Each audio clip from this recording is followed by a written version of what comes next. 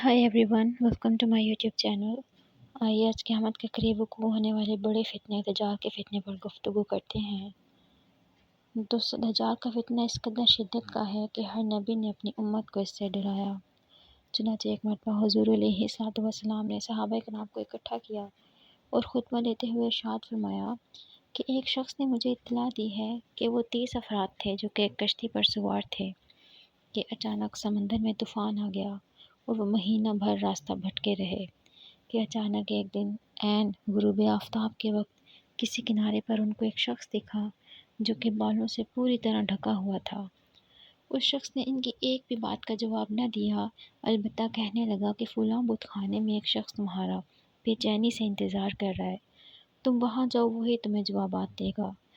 जब ये लोग वहाँ पहुँचे तो उस शख्स को ज़ंजीरों के साथ सख्ती से जकड़ा हुआ मौजूद पाया।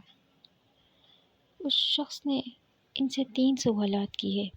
पहला ये कि उस शख्स का बताओ जिसने मक्का में पैदा होना था, यानी कि उसने हुज़ूर अलैहिस्सलाम का पूछा। ये कहने लगे कि पूरे अरब पर हुक्मरान है। इसके बाद कहने लगा कि फ़लाँ चश्मे के बारे में बताओ। ये कहने लगे कि सबको सैराब करता है।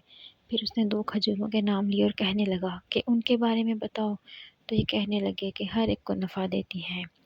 ये बातें सुनकर वो शख्स चिल्लाने लगा और कहने लगा कि अनकरीब मैं आज़ाद हो जाऊँगा और ज़मीन का चप्पा चप्पा छान मारूँगा सिवाय तैबा के, क्योंकि वहाँ जाने की मुझ में हिम्मत नहीं।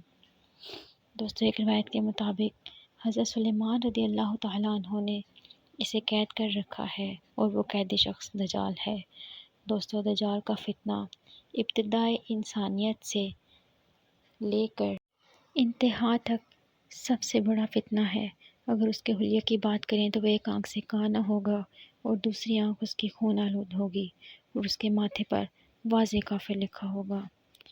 दोस्तों, दज्जाल की आमद से कबल हर तरफ कहत नाज़िल होगा, दीन से दूरी और उलमा की किल्लत होगी, यानी कि इल्मी और रूहानी कहत भी होगा।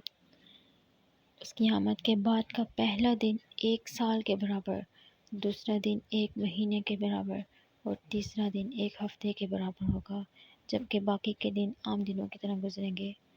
वो अपने घोड़े पर सवार होकर पूरी दुनिया का चक्कर काटेगा, हर तरफ कुफ्र फैलाएगा कि इतने में तमाम मुसलमान जो रह जाएंगे वो तंग आकर दुखान नामी पहाड़ के नीचे पनाह लेंगे।